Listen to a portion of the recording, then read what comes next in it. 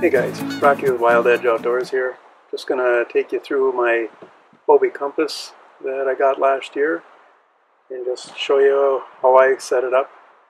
So far, it's ever evolving. I've already changed a few things, but I'll show you how I have it set up right now. It's working, but there's a few things I'd like to change. I've actually been kayak fishing since the early 2000s. Just kind of fell into it, wanted a way to be able to fish on Lake Superior without having to spend thousands and thousands of dollars on a great big boat. And so I kind of fell into a kayak. It was an Old Town tandem. Did a little bit of research and found out that they actually make sit-on-top kayaks made specifically for fishing. And I ended up buying a Hobie Quest in 2005. It was an angler edition. I thought I was in heaven with that, which I was. And I've done a lot of fishing with that boat. Fantastic boat, like the Hobie product. Well, anyways, last year I decided it was time for me to get one that I really wanted. So I did a bunch of research on the internet, and that the Hobie Compass would be a good one for me.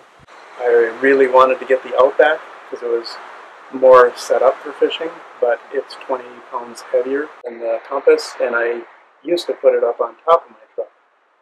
I got a different truck. I don't have a rack up there, so I've been putting this one in the back. Man, I just absolutely love that. But anyways, I've been was doing research, trying to find the best price, and I was just amazed. I went to my local dealer here in Sandpoint, the Alpine shop, and they matched the lowest price that I could find anywhere out on the internet. So I highly recommend checking them out for not only your kayaks, but your skiing and snowboarding and a lot of outdoor gear that they have there. Anyways, I'll kind of go over this thing front to back, talk about things that I really like about this. Overall, absolutely love this kayak. There's a couple of things I don't like about it. But yeah, let's just start out. We'll start at the front, starting from the handle up front, which it's comfortable, it works. They've had it, my Quest has the same handle on it. I don't see a reason to change it because it works. But anyways, let's start going through it. Alright, let's start up at the front hatch. Okay, the first thing you're going to see is this mesh covering right here. And that just is held on by these bungees. And before we take it off, I'll show you, I like to use that space for putting my Mirage Drive in there when I pull it out. So it has a nice space just to sit there, it's not going to fall out, and it gives me plenty of room to stand up, get in and out, and it's easily accessible from there. Alright, so this mesh, this just snaps off of there. It's got the bungees, and there's the front hatch. The Compass doesn't come with a front hatch. This round one was back here. I removed that, and they do have a place where you can cut out to put this. And I figured I needed the access to the front, so that's where I keep my battery. They have this little battery accessory, so that just pops out. And then I've got room in here to store a few things. I keep a little mesh bag. I've got a water filter for drinking water, and I've got a little camp stove and a little fuel canister. I keep that with me just in case I want to go and cook up some fish. Well, let's move on down. Right along here, you can see there's a track. That does not come with it. I added this one because I wanted a place to set up my camera up front. It pops right in there, and then that clicks in to lock it in place. And that's where my camera sits so it can see me. Moving down this side, this track comes pre-installed, and I've got this rod holder here that I use for my downrigger, and this is just a small downrigger. This works really well. I really like it. I did change the stainless steel cable to braid just recently, and it's a lot less noisy. Just inside here, I've got this mesh pocket here and one on the other side over here. These do not come with it. I bought those separately. This one over here, it hides the electrical wires, and when I take the Garmin off of there, then these things just tuck down in there so they're not just hanging around. This one over here, I keep my pliers, and sometimes I hang some lures there, apparently. I still have them there. Okay, in the center here, like I said, I changed out the round hatch for this rectangular one. And I got this thing that comes, well, that's my water bottle, that's usually ice. It comes with this tray. You can still get at the bottom, you can take the tray out.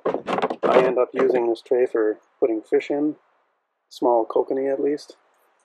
Bigger fish won't fit in there. But it's a nice space to just throw the fish real quick when they're biting fast and furious. It's a nice platform to stand on, it seems pretty solid. I don't stand up a whole lot, but that seems to work. Over on this side, there's the pre-installed track over here that I have my Garmin fish finder sitting on. This is another track over here that I added, just like the one up front. And as you can see, this has a drink holder, but all my drinks just flop over and I end up using that for my different things, like my smelly stuff. I put that in there, and just kind of a catch-all for a bunch of little things that I use quite often. So I added this drink holder here, and that holds my water bottle really well. And then I've got this other rod holder here that works for my dropper line. Now we're going to talk about something that I don't care for, the seat. It's very comfortable, except you can see this bar right back here. It hits you right in the tailbone. So I'm always kind of slouching or scooting my butt forward. You can see that it goes right through here. And it would really be nice if they would redesign that, either drop this way down or something, so it doesn't hit you in the tailbone. Other than that crossbar, it's really a comfortable seat. And here you got the steering control. It's sitting in the perfect place. When I just drop my hand down, my hand is sitting right on there. The only thing is the strings that they have, they seem to have stretched. So I have to scoot back here. This is the steering control here. I think I'm going to have to loosen that up, the strings, and tighten them up a little bit. Because it doesn't want to track perfectly, like when I'm fighting a fish or pulling up the weight on the downrigger. It tends to want to move over to one side or the other. Right here behind the seat, I added this rod holder. And the reason I did that is when I'm sitting and I'm trying to rig up or I catch a fish, there's no place to quickly put the rod. So it's nice to have this. It just it points forward. It's a quick little place to put it. I want to put one on the other side too. As you can see, I already have a little spot drawn there, but I noticed that the strings come right back here. So I'm not sure if I can do that. For hauling this back and forth to the water, I put on these Boondox Groovy Landing Gear. These are pretty cool. It was a bit of a job to install, but it's got this bar that goes across from wheel to wheel. There's put some big blocks underneath of this stuff that they send you, so it's got some good support underneath. The only thing is, I got kind of lazy, and when I would bring it home, I would just let it sit on those wheels with all my gear in it. It started to deform. This would push down here, and this was pushing up, and it's hard to see right now, but right in here I've got a little crack. And as long as I don't keep it sitting on the wheels, I've got it sitting on blocks back here and on a chair up there right now, so they're not on there right now. But it wasn't designed to be stored on the wheels, and so that's my fault. This setup is absolutely wonderful for loading and unloading into the back of your truck, or even if you're going to put it up on top. I can show you how this thing loads and unloads and how you put the wheels up and down. Out on the water, the wheels just stay in the up position.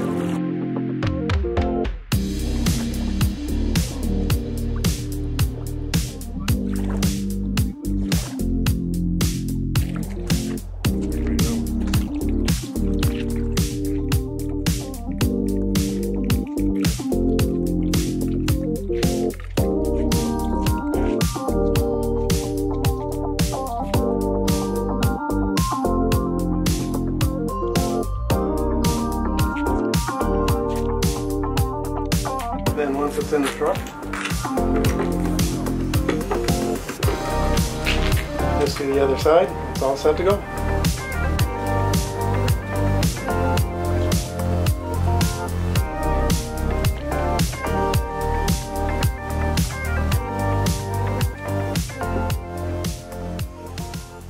So, another thing I didn't like, the paddle keeper is right here, and it goes across to this little button right down here.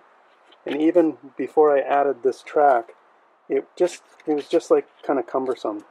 But I added the track and now it's just darn near impossible to use it. So I just bought one of these little paddle clips and put it right in the same spot. And that just holds the paddle perfectly. I haven't had a bit of problem with it. Now, the tank well is a good size.